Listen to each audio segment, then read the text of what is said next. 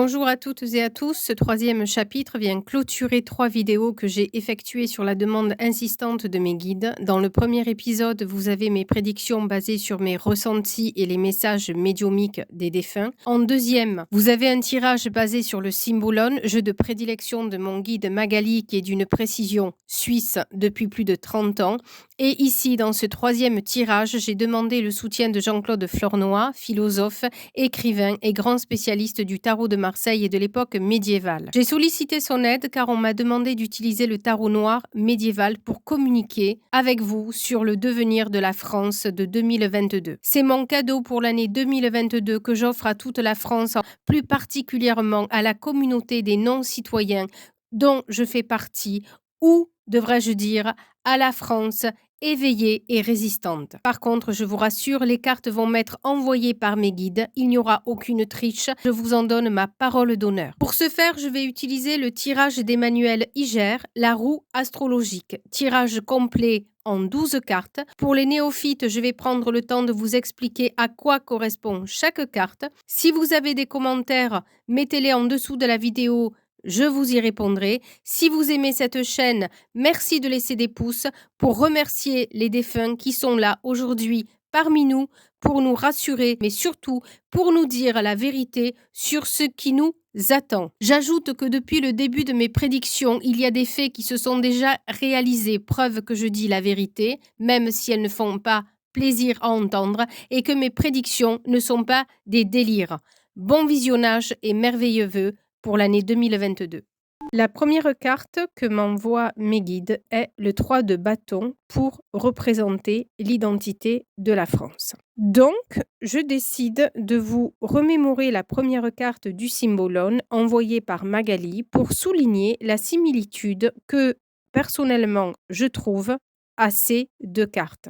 D'un certain point de vue, et certainement le plus connu, la série des bâtons représente l'élément du feu et le développement du désir de sa naissance à son extinction ou accomplissement. Le 3, c'est bien sûr une famille qui se forme. Le 3 de bâton se développe, il s'étend pour conquérir et renforcer une protection. Ce 3 de bâton incarne le désir d'étendre son influence, conquérir de nouveaux marchés, établir une position dans un groupe, poursuivre des efforts d'expansion. Effectivement, de Jules César en passant par Napoléon Ier, les Gaulois ont toujours eu pour ambition de créer une sorte d'Europe au sein de laquelle ils occuperaient une place prépondérante, faute d'y régner en tant que maître absolu. Ici, ce 3 de bâton représente bien cette ambition française de vouloir à la fois s'agrandir pour conquérir de nouveaux marchés et s'unir aussi aux autres nations voisines pour créer un bouclier et ainsi stopper, cadenasser les guerres avec les États voisins, notamment l'Allemagne. Voilà ce que me raconte dans un premier temps ce 3 de bâton, une belle et dynamique association. Maintenant, je trouve pertinent de se pencher sur le discours de Kevin Meunier qui prend un peu le contre-pied de ce que nous avons l'habitude d'entendre et nous explique que le bâton ne représente pas l'élément feu, mais l'élément terre. Par là même, il relie le bâton au signe du Taureau. Premier point commun avec la marionnette qui, elle aussi, est apparentée au taureau. Si je continue de m'appuyer sur la théorie de Kevin Meunier, ce 3 de bâton nous explique que la France profonde tire ses origines d'un peuple d'agriculteurs, de paysans. Un peuple qui aime sa terre, mais qui a aussi un grand besoin de se sentir en sécurité. Un peuple qui a besoin de s'ancrer dans la matière. Un peuple qui est aussi très cartésien. De statut de serf, nous avons glissé au statut d'enfant gâté choyé. À la fin du 19e siècle, l'industrialisation aidant, nous avons déserté les campagnes et délaissé l'agriculture au profit d'une vie beaucoup plus paisible, beaucoup plus citadine aussi. Mais 2 siècles plus tard, une partie de la population éprouve le désir de retourner à leurs racines profondes. Notre désir collectif s'oriente beaucoup plus au retour à la terre, au village et aux campagnes. La France est un peuple de terroir, la France est un peuple rural qui de plus en plus aspire à retourner à ses origines. Le bâton est aussi le symbole du travail, c'est aussi le symbole des ouvriers. C'est aussi le symbole du chakra racine. Les Français sont personnes très ancrées dans la terre, très cartésiennes. Les bâtons représentent aussi les obligations, la soumission, le bas de la hiérarchie et la dépendance vis-à-vis d'une autre nation. Ici, je trouve que ce 3 de bâton fait étrangement écho à cette marionnette qui, elle aussi, fait preuve de soumission, d'obéissance. Car la France, depuis son entrée dans l'Union européenne, a perdu de sa prestance, de son indépendance, au profit de la conquête de nouveaux marchés économiques. Nous sommes rentrés dans l'Union européenne pour nous protéger des éventuelles attaques commerciales et autres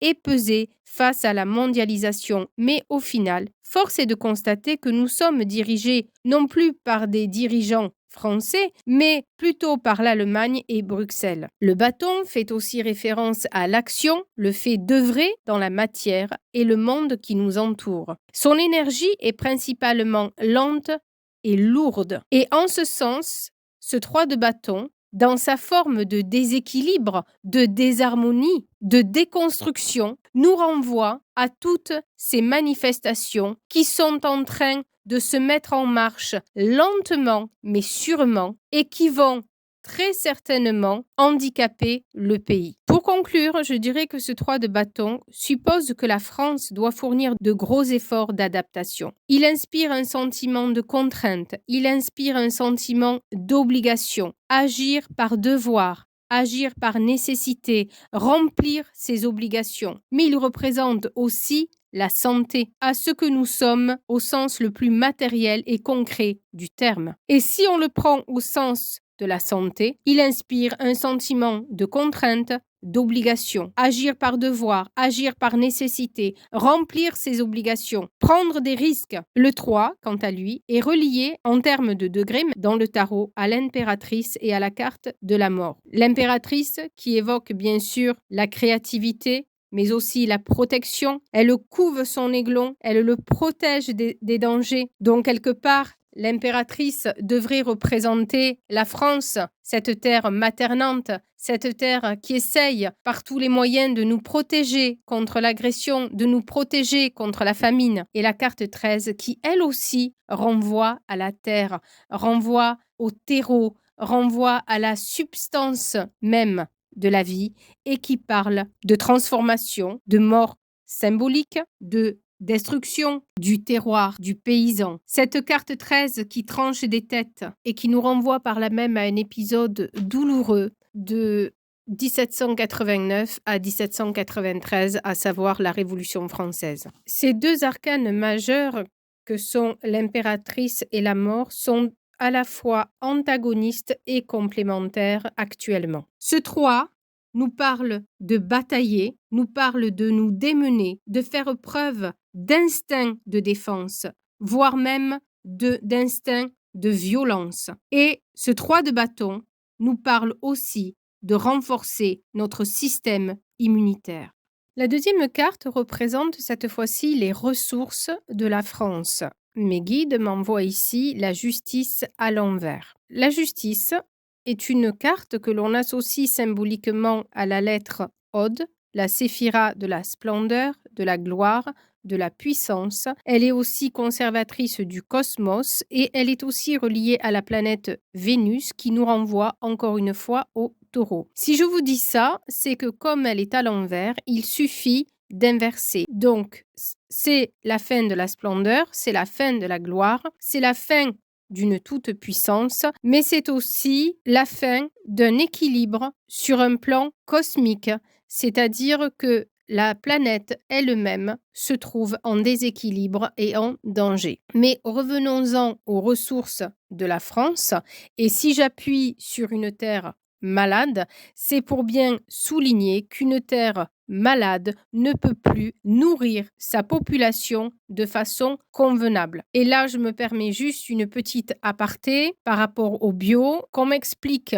comment on peut manger bio en sachant que la terre est infectée par les pesticides depuis plus de 200 ans, que les pluies qui tombent sont infestées par des résidus de guerre atomique et de tout ce qui réside dans l'air et qu'en plus la culture bio autorise énormément de pesticides, mais que la Convention européenne ferme les yeux sur certaines traçabilités. Donc pour moi, et ça n'engage que moi, le bio est une grosse arnaque qui est une politique de marketing qui concerne à la base les bobos et les riches. D'ailleurs, maintenant, nous avons plusieurs catégories de bio. Nous avons le bio pour les riches et puis nous avons le bio qui s'est démocratisé pour les supermarchés, qui est toujours plus cher que le produit basique auquel l'ouvrier a accès, mais qui au final représente la même cochonnerie. Ça, c'était pour parler de l'agriculture en termes de ressources de la France. Donc, l'agriculture est malade. Maintenant, nous allons parler sur un plan pécunier. On nous dit ici que la France a subi de lourdes pertes financières, que la France est endettée et on nous parle aussi de multiples entreprises qui ont fait ou qui sont en train de faire faillite. On nous parle aussi d'actes de violence. Le 8 en numérologie nous parle d'une personne avide d'argent, obsédée par l'argent, mais aussi de risques d'endettement. On nous dit aussi que le matériel a pris le pas sur l'humain. Les plateaux de la balance sont déséquilibrés. On met l'argent au centre du débat au lieu de placer l'humain. On se remplit de suffisance, d'arrogance, de morgue, car on se sent tout puissant. Mais ce 8 nous parle de façon négative de mauvaise gestion des caisses de l'État. Nous sommes surendettés, ce qui n'est un secret pour personne. Seul le chiffre réel de la dette, lui, reste encore un secret d'État. Cette carte nous parle de pièges, de vols, de corruption. Et les deux cartes associées, le 3 de bâton associé à la justice, nous parle d'actes de violence incontrôlés, de propos ou d'actions qui risquent d'amener la France ou les Français devant un tribunal. La troisième carte va représenter les médias et la communication en France. Ici, mes guides m'envoient un 4 de bâton. Sur un plan numérologique, le 4 représente la sécurité, le confort, la stabilité, ce qui vous renvoie encore au taureau, à l'élément de la terre, du concret, de la logique et d'un esprit cartésien. Alors que pour bien faire, on aurait dû avoir de l'épée pour le relier aux Gémeaux et à l'air, et bien sûr à la communication. Néanmoins, on sait que la famille des bâtons nous parle essentiellement de la santé, du corps, de l'organisme, du travail, de la production, du devoir, des contraintes et des obligations, entre autres. Ce qui se traduit ici par ce message clair, les médias nous invitent à sécuriser notre corps pour éviter de nous mettre en danger en relayant la propagande du discours étatique tyrannique macronien. Ils nous rappellent notre devoir de citoyen de ne pas mettre en danger autrui. En nous envoyant du bâton, mes guides appuient volontairement sur le discours rassurant tenu par les médias concernant cette fameuse thérapie génie qui sert de fond de toile pour masquer une politique désastreuse. Je me permets d'ajouter que pendant que l'on occupe le pays à le diviser et à lancer sciemment des petites phrases mesquines, on occupe le devant de la scène par une comédie de chaos et de désordre, orchestrée bien sûr par l'État, et on fait oublier ainsi au peuple le vrai problème qui est celui du pouvoir d'achat. Ce 4 de bâton parle clairement d'une alliance, d'un pacte passé entre les médias et l'État pour, bien sûr, conserver leur poste et leur sécurité. Néanmoins, ces fleurs de part et d'autre, des bâtons en bas et en haut, font référence aux réseaux sociaux qui, eux, heureusement, offrent un peu d'oxygène à ce contrôle médiatique et cette censure dont plus personne n'est dupe. Cette carte va donner la météo sur le moral des Français, plus précisément sur leur ressenti vis-à-vis de leur foyer, de leur famille.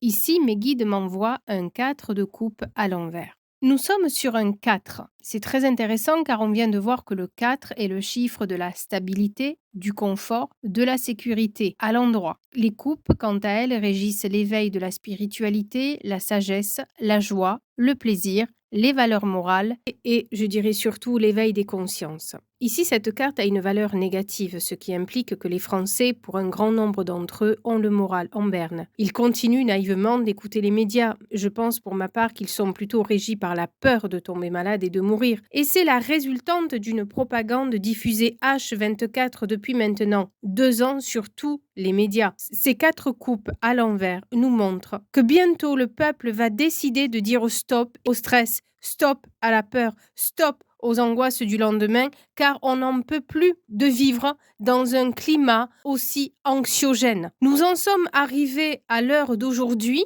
à se méfier de notre voisin, à se fliquer entre nous. Est-ce que tu vas me contaminer? Est-ce que tu vas pas me contaminer? Est-ce que si je meurs, ça va être de ta faute? Nous sommes en train de vivre une scène de science-fiction. Avec le recul, vous vous rendrez compte que c'est la bêtise humaine portée à son paroxysme, et je pèse mes mots. Comme le peuple français est un peuple cartésien, est un peuple de logique, à un moment donné, bien que beaucoup d'entre eux soient tenus pieds et poings liés par des crédits, des obligations familiales, des obligations parentale, je pense que le fait maintenant que l'on ose s'attaquer à des enfants de 5 ans va être l'élément catalyseur qui va faire que les consciences vont se réveiller. Non seulement ce n'est pas aux politiciens à nous imposer une thérapie génie déguisée sous une fausse appellation, mais à nos médecins respectifs, car nous ne sommes pas tous égaux en termes d'allergie, en termes de tolérance et d'immunité. Mais en plus, il me semble que la ligne rouge a été franchie.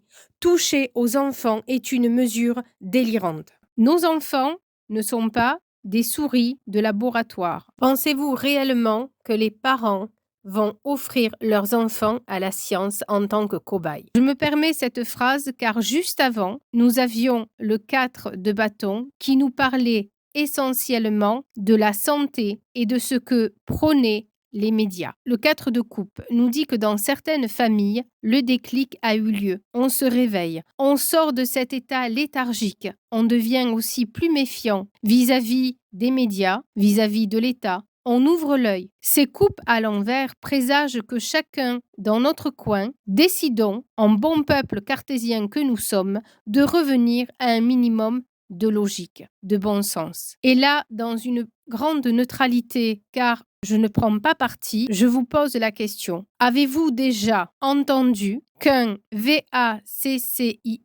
pour ne pas le nommer, est inoculé 4 fois par an en sachant que ce produit est toujours en période d'essai, que l'on sait qu'il ne protège pas, qu'il n'empêche pas la contamination, qui peut engendrer des séquelles et qui, à l'instant T, génère énormément d'argent pour tous les lobbies et les États qui ont signé des accords avec ces lobbies. Voilà ce que cette carte vient souligner. La 5e carte va nous parler des projets pour la France. À ma grande et très grande surprise même, mes guides m'ont envoyé le cavalier de coupe. Cette carte nous parle d'un homme jeune, sincère, authentique, qui est très dynamique. C'est un chevalier un peu idéaliste qui est porteur d'un projet très ambitieux, celui de sauver la France de la dictature dans laquelle elle est en train de se laisser enfermer. Cet homme, ce cavalier qui bat le pavé et sillonne la France rurale sur son cheval, ancré dans la terre, dans les traditions,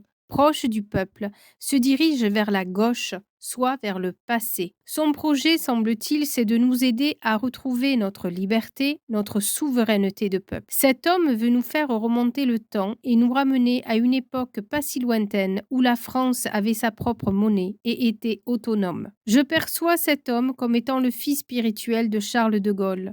Un vrai gaulliste, non pas un usurpateur qui essaye d'endosser le costume faute de pouvoir tenir le rôle. Cet homme vaillant, courageux, pugnace, généreux, se bat depuis des mois, des années peut-être, pour que la France et son peuple retrouvent sa souveraineté. C'est un homme dynamique, indépendant, jeune, motivé, en qui le peuple peut avoir confiance. Un leader né qui va jouer un grand rôle dans l'histoire, un peu à l'instar de son prédécesseur, le général Charles de Gaulle. Il parcourt la France, montre sa foi, sa conviction et entraîne dans son sillon des patriotes en mal de projet, des éclopés qui ne savent plus où aller, un peuple que l'on traite de gueux, de pestiféré, de sous-citoyens. En aucun cas, je vous le dis en toute sincérité, je ne m'attendais à voir apparaître cet homme dans le jeu, et pourtant avec un peu de recul, c'est une évidence. Car il est le seul à avoir gardé son bon sens et surtout son amour intact pour le peuple de France. Il est le seul à nous défendre. C'est un homme généreux et je pense que le peuple le reconnaîtra. C'est quelqu'un qui se bat au quotidien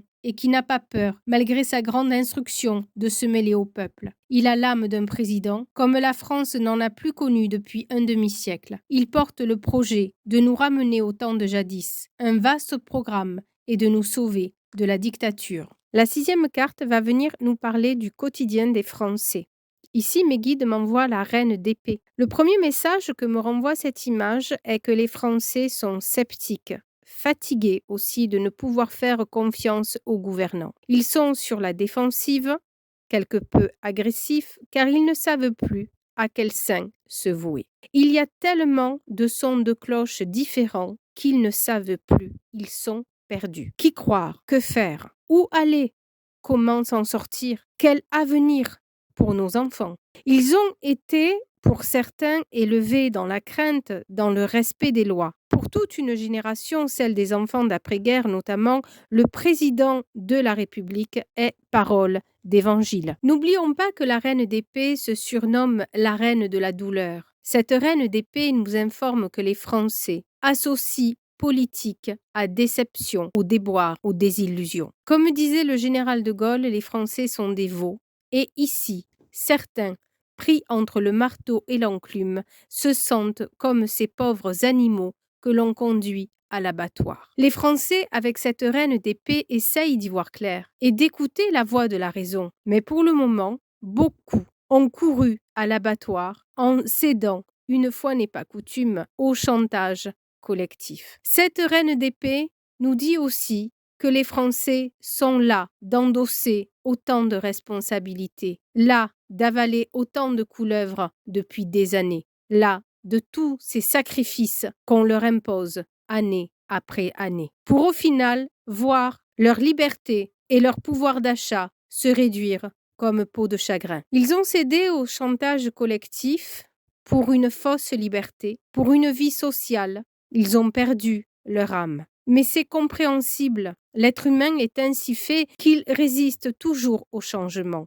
Et puis, il y a une habitude, il y a une addiction au confort que l'on ne veut pas perdre. On sait ce que l'on a, mais on ne sait pas ce que l'on va trouver. Surtout que depuis 2 ans, une prolifération de faux gourous se sont reconvertis pour rassurer les Français et les endormir à coups de promesses idylliques. Prends ta dose, t'auras l'éternité. Viens, je vais t'apprendre à voir E.T. sous tes fenêtres.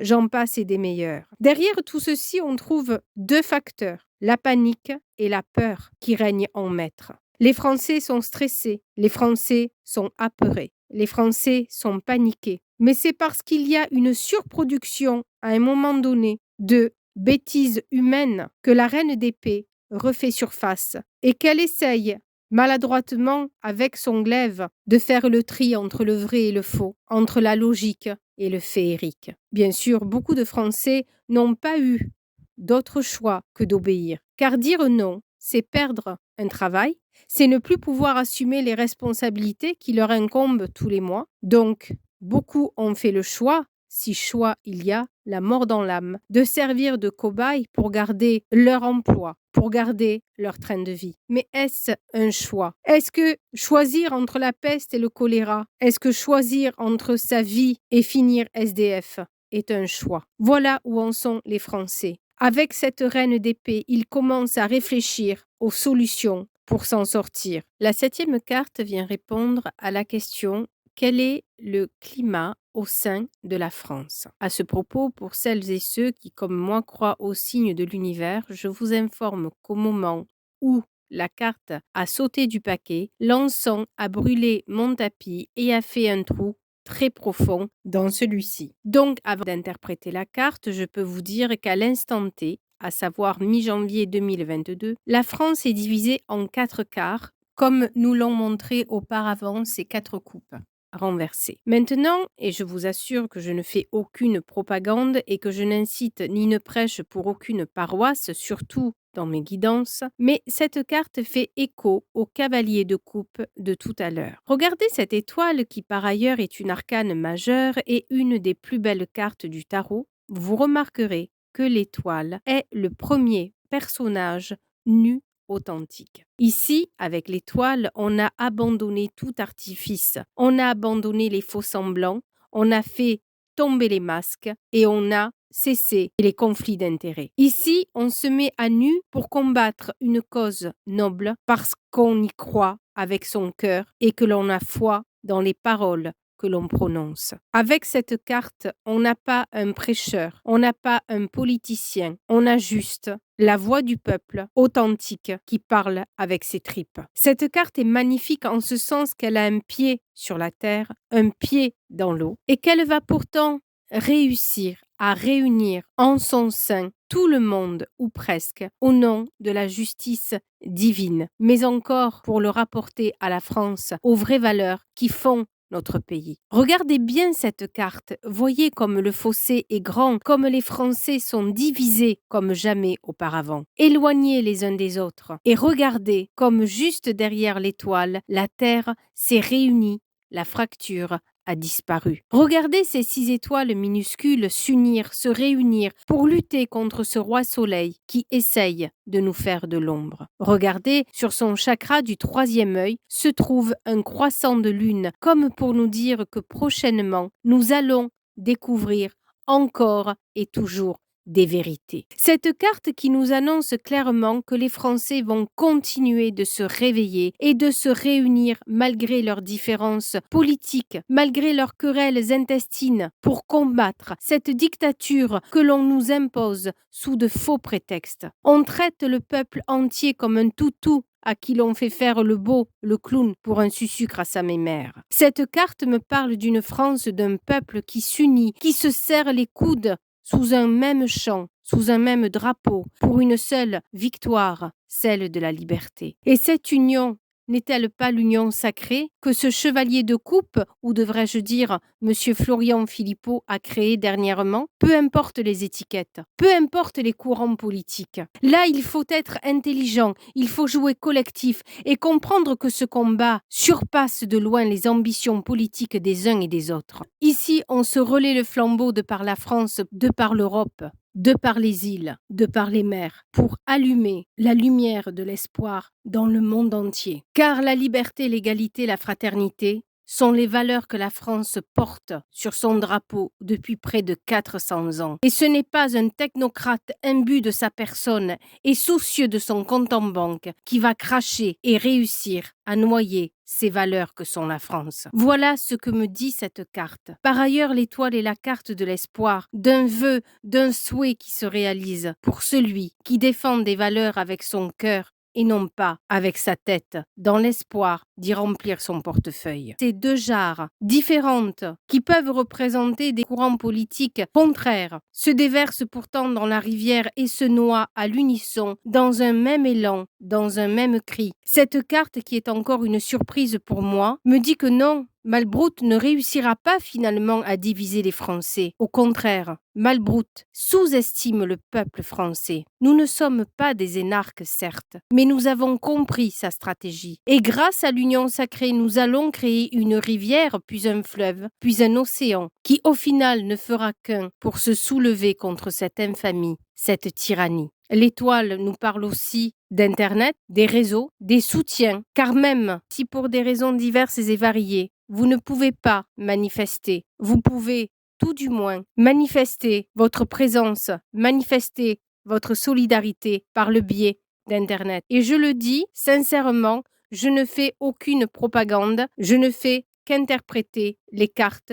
que mes guides m'envoient. Par ailleurs, chacun de nous sait que les arcanes majeurs représentent des faits très importants, des croisées des chemins. Nous sommes, chers amis, en train d'écrire une nouvelle page dans l'histoire du peuple français. Et peu importe nos origines, nos différences, le racisme n'est encore qu'une invention, une manipulation politique pour diviser le peuple. Dieu a manifesté la pluralité et l'a ancrée et l'a matérialisée par la venue d'innombrables prophète pour forger nos esprits, pour développer notre intelligence et pour ouvrir nos cœurs au non-jugement, à l'acceptation, à la bienveillance. Quelle belle carte, mes amis. Vraiment, je n'y croyais pas. La 8e carte va définir les crises et les changements. Ici, mes guides m'ont envoyé 2 cartes ensemble. Je les ai laissées et j'ai décidé du coup de traiter le 3 de denier pour les crises et le 6 de coupe pour les changements. Encore une fois, je vous explique que je ne triche jamais, car quand je tire les cartes, je suis en quelque sorte au service de l'au-delà et ma crainte et mon respect pour l'au-delà est tel que je ne badine pas avec ma foi. Commençons par la carte numéro 1, à savoir le 3 de denier, qui va venir identifier ici les crises de la France. En première carte, vous vous rappelez que pour définir la France, mes guides m'ont envoyé le 3 de bâton. Pour identifier les crises, les problèmes du pays, on nous renvoie ici un 3, mais cette fois-ci de denier. Peut-être que par ce 3, on veut nous faire comprendre que l'un des problèmes, pour ne pas dire une des racines du problème, est cette rentrée dans l'Union européenne. Mais avant d'aller plus en avant, je vais faire un petit rappel pour expliquer cette carte et à quoi elle fait référence. Le denier représente les commerçants, les producteurs, les propriétaires, la richesse matérielle, le luxe. Le denier a dans d'autres philosophies un lien direct avec la terre, à savoir les agriculteurs et les banquiers. La qualité intrinsèque du denier est de multiplier, de décupler, de faire fructifier les profits. Mais sur le dos de qui? Le denier peut représenter aussi la vie sociale, les discussions, les négociations. Donc, en élargissant, on peut parler aussi des syndicalistes et des négociants. L'énergie vive et instable du degré 3 nous plonge dans un univers où les émotions sont changeantes, instables, lunatiques. Enfin, d'un point de vue spirituel, le 3 correspond à la Trinité et c'est un chiffre hautement sacré. N'oublions pas que le 3 correspond en termes de l'âme majeure à l'impératrice qui est reliée à la créativité, à la protection, entre autres, et à la mort qui est reliée à la transformation et à la fin d'un processus. Ici, ce 3 de denier nous invite à voir les carences du service public en matière d'investissement. Ce qui pose un problème actuellement, ce sont justement toutes ces coupes budgétaires concernant notamment toutes les administrations publiques étatiques. Si nous observons ce 3 de denier, nous constatons une forme d'ostracisme, d'isolement. Chaque denier est isolé, enfermé. Et si l'on part du postulat que le denier intérieur représente les investissements étatiques ou les dépenses publiques pour les infrastructures publiques telles que l'éducation, la santé, la justice, on ressent encore plus cet étouffement. Ce denier est pris dans un carcan végétatif en forme de cœur. La question qui se pose est depuis combien d'années les gouvernants ont volontairement abandonner le service public au profit de la privatisation. Je pense que ce 3 de denier vient nous interroger sur cette question qui est, semble-t-il, le cœur du problème. Donc, dans son premier sens, du moins de la façon dont moi je l'interprète, ce 3 de denier vient nous dire que la première erreur que nos gouvernants ont fait a été de nous faire rentrer dans l'Union européenne pour soi-disant protéger la France du mondialisme. Car, et cela fait écho aux 3 de bâton, non seulement nous sommes à la merci de députés européens, mais en plus nous sommes à la merci des banques mondiales et nous n'avons plus personne pour défendre les pêcheurs, les agriculteurs qui se sont fait avaler, aspirer, broyer par les lobbies de l'agroalimentaire. Ensuite, toujours au titre de l'Union européenne, et de cette façon déguisée de nous uniformiser toujours plus dans le moule pour au fur et à mesure tuer les mouvements syndicalistes de 1936 et nous américaniser. On a tué l'hôpital français avec les lobbies pharmaceutiques. La vérité, c'est que depuis des années, on laisse l'hôpital agoniser, on ferme des services, on ferme des hôpitaux, on diminue le nombre de médecins, on emploie des médecins étrangers, toujours pour baisser le coût des salaires, pour économiser et éponger le fameux trou de la sécurité sociale. Au final, on offre aux Français un hôpital à 2 vitesses. Si tu as de l'argent, tu vas en Suisse et tu as la crème des docteurs. Et si tu es un gueux, tu vas à l'hôpital public. Et là, le service hospitalier fait de son mieux pour te soigner. La crise du COVID est une mascarade clownesque pour effrayer la population et vous pousser plus vite vers la sortie. Car je pense, en tant que sous-citoyenne, que c'est aux médecins, d'après notre suivi médical, de nous conseiller sur l'utilité d'une thérapie génie. Et j'insiste lourdement sur ce fait parce que l'on vous a pris pour des abrutis en vous vendant la formule du vacherin. Vous avez tous compris de quoi il s'agit. Car cette opération se produit une fois, au pire des cas, 2 fois dans une vie, mais jamais au grand jamais, 3 ou 4 fois par an. En sachant que sa conception est fondée sur une base d'ADN. On touche ici à la génétique, soit à votre âme, quelque chose de sacré. Car votre âme, ce n'est ni plus ni moins que Dieu. Ensuite, quel est, à mon sens, le deuxième problème, ou devrais-je dire, le deuxième fléau de la France? Les parents des missionnaires, l'enfant roi, l'éducation nationale qui exige des candidats toujours plus diplômés, devenir professeur sur le plan du cursus universitaire est devenu un véritable parcours du combattant, pour au final dispenser aux élèves une instruction de 5e zone. À titre personnel, je n'ai jamais vu que cela traumatisait les enfants que de leur donner des devoirs. Non seulement ça leur apprend le goût du travail, mais aussi ça leur permet de comprendre. Rappelons la citation de Boileau, 100 fois sur le métier, remettez votre ouvrage. Ensuite, faire des enfants, ok, c'est bien, mais depuis 40 ans, j'ai comme l'impression que certaines familles pratiquent l'élevage intensif de batteries sans même s'occuper de leur donner une éducation, une morale, un sens des valeurs. Vous avez voulu tuer les courants religieux divers, ok, mais aujourd'hui nous vivons dans un monde de blasphème où le fric et la culture américaine a pris le dessus sur tout.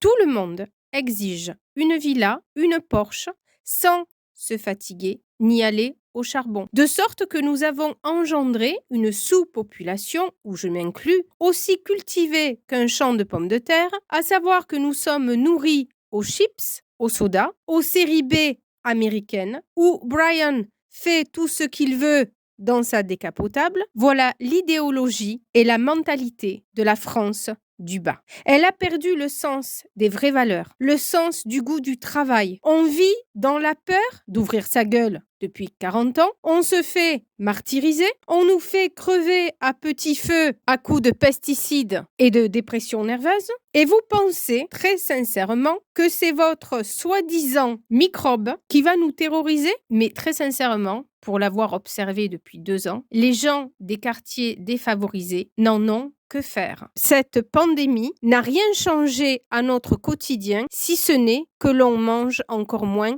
de pain de mie. Mais ça, c'était prévisible. Et je vous invite à lire le livre de Kazuo Inamori, dont j'ai fait une review, si vous êtes en panne d'idées pour sauver le monde. Et pour finir, le troisième problème, et non des moindres, que je perçois toujours avec ce denier, c'est le goût de l'argent facile. Alors les beaux discours de tous ces hommes politiques qui nous bercent à coups de « Votez pour moi, je vais vous débarrasser de la drogue, des caïds dans les cités, etc. » J'en passe et des meilleurs. Nous sommes vaccinés là-dessus. Par contre, j'ai une question à vous poser. Que faites-vous de cet argent sale qui pue la mort des citoyens et qui sert éhontément vos campagnes publicitaires de politique mensongère? Croyez-vous très sincèrement que vos débats télévisés, où c'est à celui qui se gargarisera le plus de théories fumeuses intéresse encore la France? Vous prenez vraiment les Français pour des cons, pour un peuple de soumis. Et quand je dis ça, je ne fais aucune propagande pour M. Mélenchon, car j'ai cessé de croire depuis très longtemps à vos promesses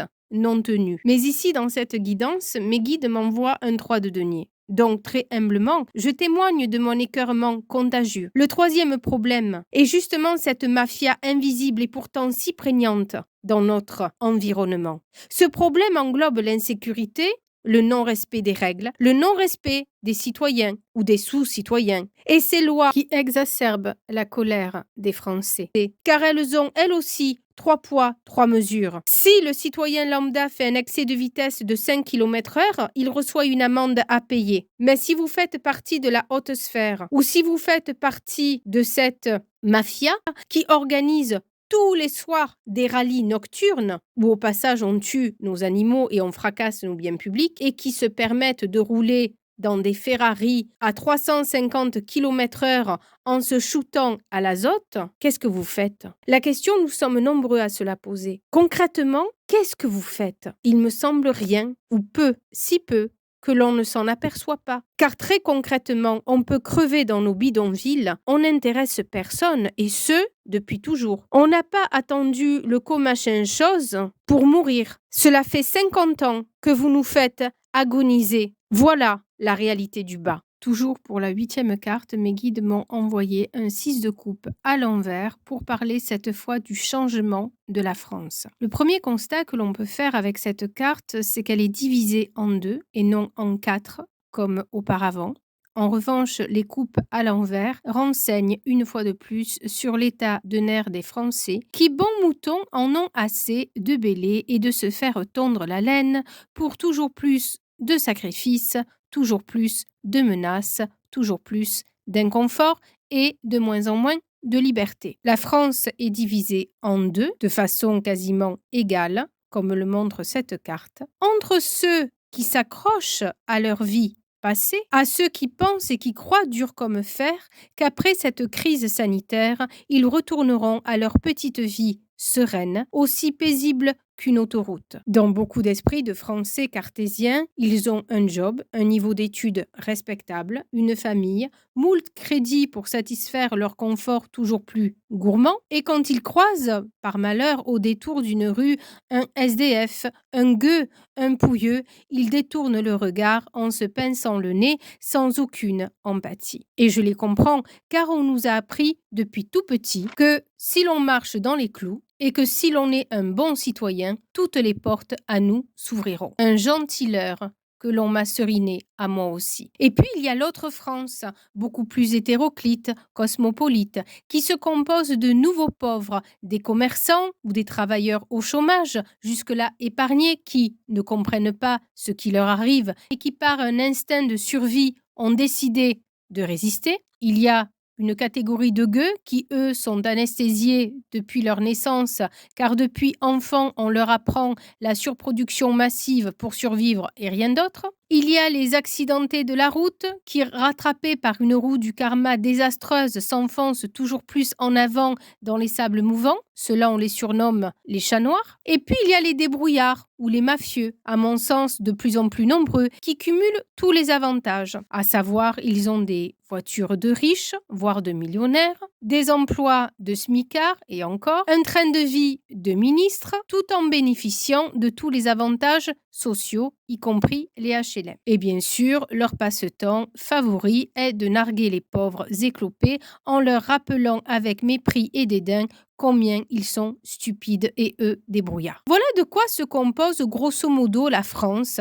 J'exclus volontairement dans ces 2 pôles les hautes sphères puisque eux sont au-dessus et chapeautent le tout. Et ce petit monde, tant bien que mal, s'ignore depuis toujours ou presque. Rappelons que les coupes rappellent les gens instruits, éduqués, le corps enseignant aussi, les avocats, les gens qui vraisemblablement ont un bon niveau universitaire. Les coupes renseignent aussi les émotions, rire, joie, colère, etc. Et là, on ressent clairement, nul besoin d'être médium pour ça, que les Français sont à bout, les Français sont en plein burn-out. Alors, comme toujours, dans ces cas-là, on cherche des boucs émissaires. Et c'est là où ça devient inquiétant pour les politiciens, c'est qu'on nous ressort depuis 40 ans toujours les mêmes spectres du placard. Et on agite les mêmes stéréotypes pour canaliser les colères des uns et des autres et au final dire votez pour moi et je vous en débarrasserai. Les chômeurs, ces gros fainéants qui refusent de se lever le matin, les étrangers qui mangent le pain des Français et qui islamisent la France, ces ouvriers qui demandent à vivre comme des bourgeois et qui ne savent pas rester à leur place,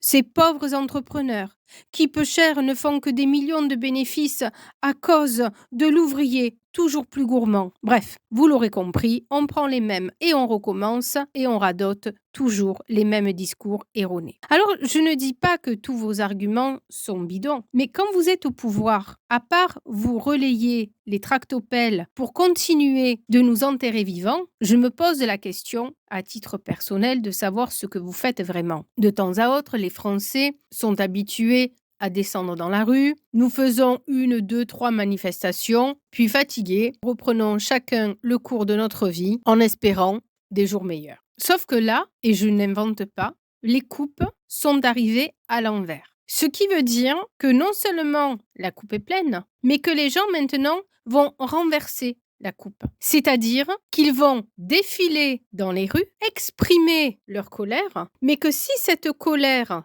est traitée avec mépris, si cette colère n'aboutit pas sur des mesures concrètes, nous allons, et je vous le redis constamment depuis des mois, nous allons vers une guerre civile ou une révolution. Car les gens sont tellement excédés que d'un commun accord, ils vont se soulever, chacun dans leur camp, chacun avec leurs idéaux. Ils vont peut-être au début se taper dessus. Et quelque part, c'est ce que la politique de Macron attend. Mais pour certains, ils vont réfléchir, ils vont se rallier. Et malgré leurs différences sociales, ils vont réaliser que c'est cette haute sphère qui est la racine du mal. Un 6 de coupe à l'envers est une très belle carte, car c'est une carte porteuse d'espoir. Je ne suis pas là pour inciter les gens au combat. Je suis simplement là pour vous dire arrêtez votre folie car elle va nous emmener à la guerre civile. Le problème des Français, c'est que pour la plupart, ils ont assimilé que le monde d'avant est révolu. Coluche, grand visionnaire, l'avait compris, mais par habitude, par égoïsme aussi. Il s'accroche à ce monde qui offre, pour celui qui a de l'argent, énormément de jouissance, de plaisir. Mais à quel prix? Parader en 4x4, faire du commerce sur le dos des enfants, traiter les Africains comme des laquais. Est-ce que vous pensez que Dieu va vous féliciter? Infecter la terre comme vous le faites depuis 250 ans. Est-ce que vous pensez, encore une fois, que Dieu va vous laisser faire? Je ne pense pas. Le Vésuve va créer un séisme terrible en France. Les inondations n'ont pas fini de ruiner et de déconstruire le monde. Les dérèglements climatiques, les tsunamis vont nous mettre à genoux. Et tout puissant que vous êtes, tout riche que vous êtes, même si vous avez déjà acheté des bunkers, même si vous avez déjà prévu de vivre en Nouvelle-Zélande, la malédiction de Terre Gaïa vous rattrapera à l'infini. La terre est en souffrance. Vous n'avez pas voulu le comprendre. Mais Dieu va nous montrer à tous qui commande. Je le répète, je ne fais partie d'aucun parti. Je suis libre dans ma tête. Mais le siècle évolutif qui veut remplacer l'humanité par des robots hybrides aux formes humaines avec des cerveaux artificiels pour économiser la main-d'œuvre et autres charges sociales, ce monde fantasmé par une poignée de milliardaires, Dieu n'en veut pas.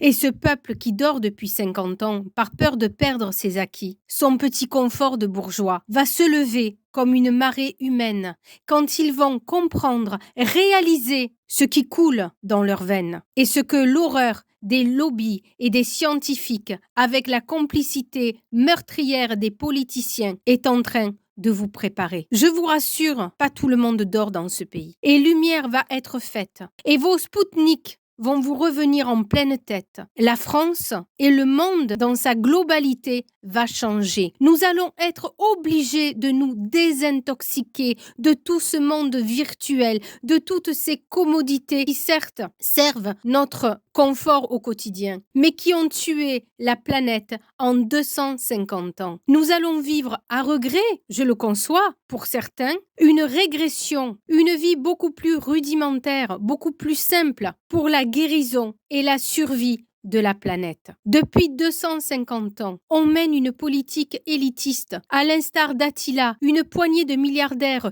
tue la quasi-totalité de la planète. Ça a commencé par le génocide des animaux, des aborigènes, des peuples soi-disant sous-développés au nom de critères écrits par des incultes. Et puis, avec le XXe siècle, l'on est entré dans une danse frénétique, une transe du mal. Vous ne savez pas dire stop. Ok, c'est Dieu qui est en train de vous mettre un stop. Et celui-là, il va faire très mal. Je vous le dis. Même si à ce jour, je suis consciente de jeter une pierre dans un océan d'indifférence, un jour, vous réaliserez que je disais vrai. La 9e carte va venir identifier la spiritualité des Français. Ça s'invente pas. Là, je suis carrément bluffée, car mes guides m'envoient le diable. Incroyable. Et Magali, dans le tirage du Symbolone, m'avait envoyé la messe noire.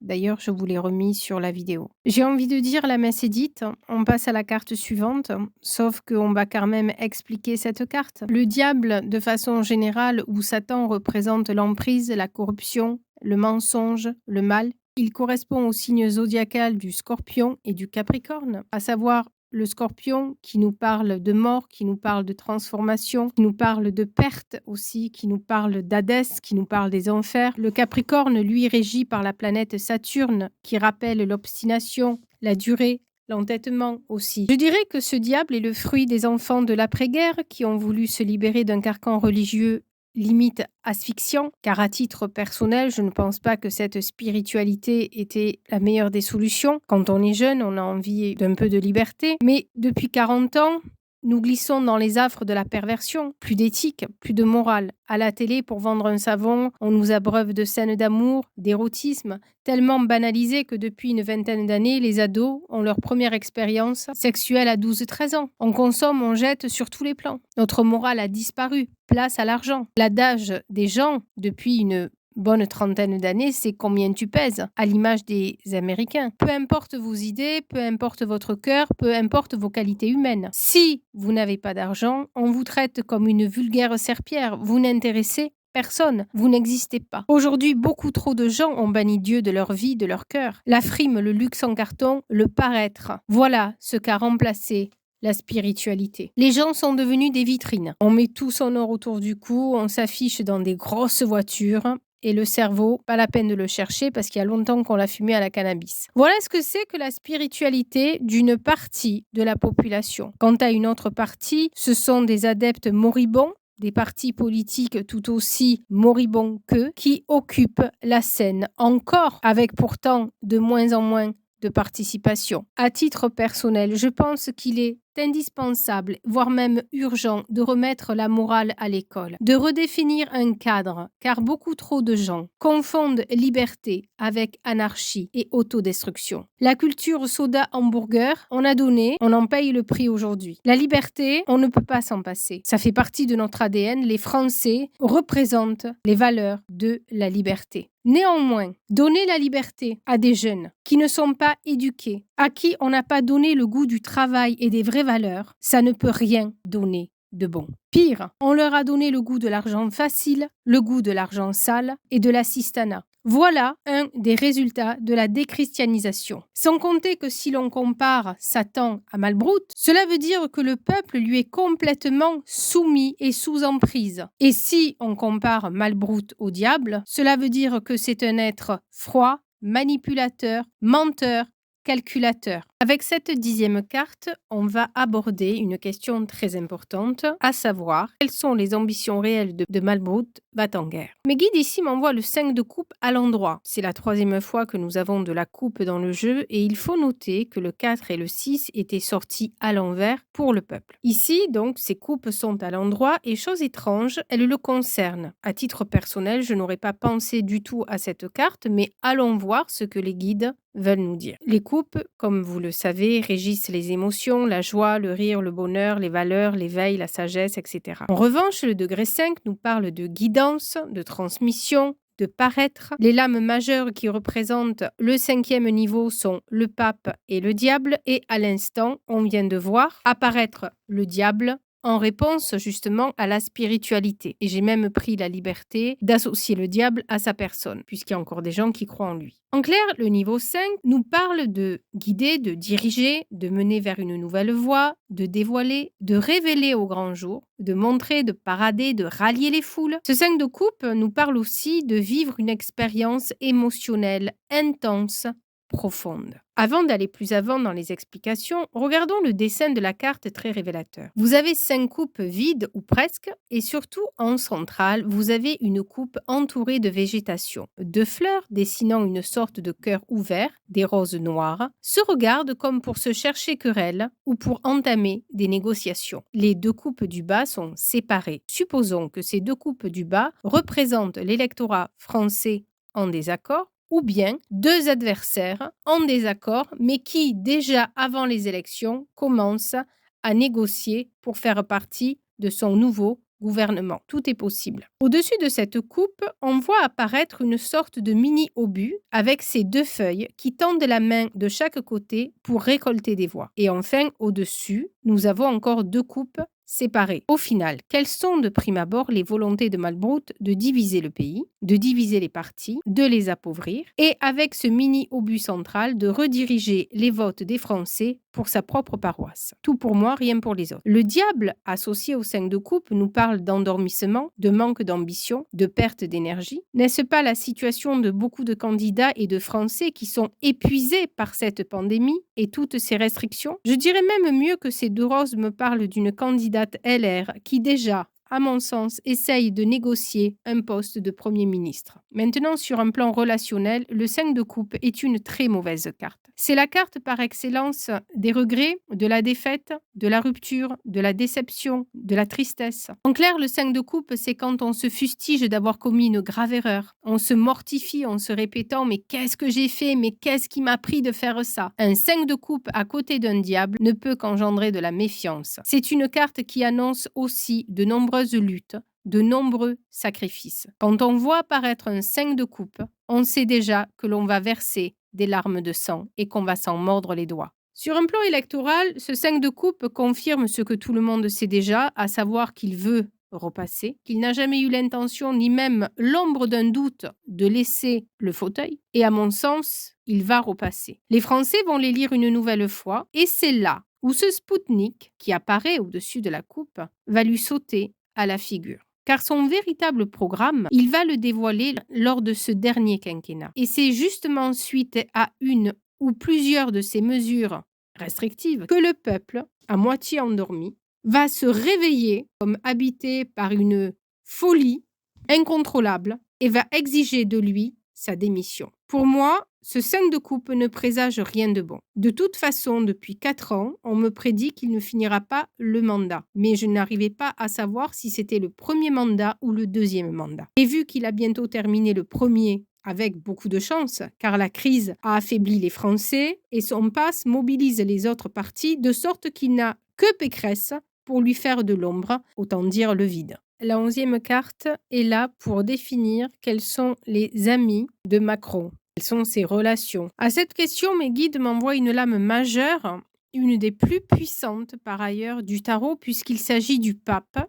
Mais cette carte est venue à l'envers. Et je vous rappelle que Magali nous avait envoyé la messe noire avec 3 prêtres aussi très puissants. Cette situation est très ambiguë dans la mesure où nous avons eu le diable, le 5 de coupe, et maintenant nous avons le pape à l'envers. Le pape à l'envers certifie d'une chose, c'est qu'il fréquente des lobbies très puissants. Ses amis font très certainement partie de cette caste invisible rattachée à la franc-maçonnerie qui dirige le monde depuis au moins 2000 ans. Je rajouterai que le fait que le pape soit sorti à l'envers, précédé du 5 de coupe et du diable, enterre la prophétie comme quoi il va devoir quitter l'Élysée avant la fin de son deuxième quinquennat. Nous arrivons à la fin de ce tirage de la roue astrologique qui peut s'étendre jusqu'en 2024 car je n'ai aucun repère dans le temps et mes prédictions arrivent quelquefois avec du retard. Pour terminer, la dernière carte va répondre à la question « Quels sont les secrets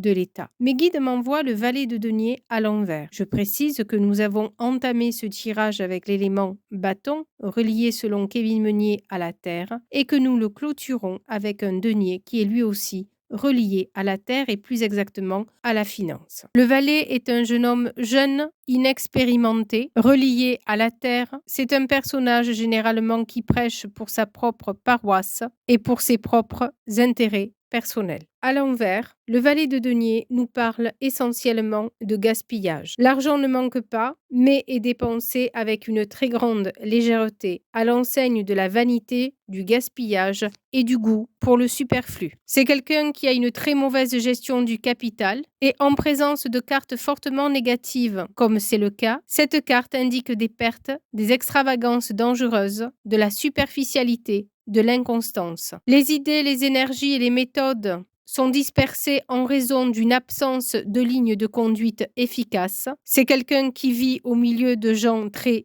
opulents et haut placés. C'est une carte aussi qui nous parle de malhonnêteté, de tendance à l'escroquerie et au vol. C'est une personne déloyale en affaires, une personne malhonnête, un spéculateur, un escroc. Dans tous les cas, le valet de denier annonce toujours de très mauvaises nouvelles concernant la situation financière et peut aussi entraîner des pertes d'emploi. En espérant que vous aurez eu le courage d'écouter jusqu'au bout, je nous souhaite bien du courage et je vous dis à bientôt pour une prochaine vidéo.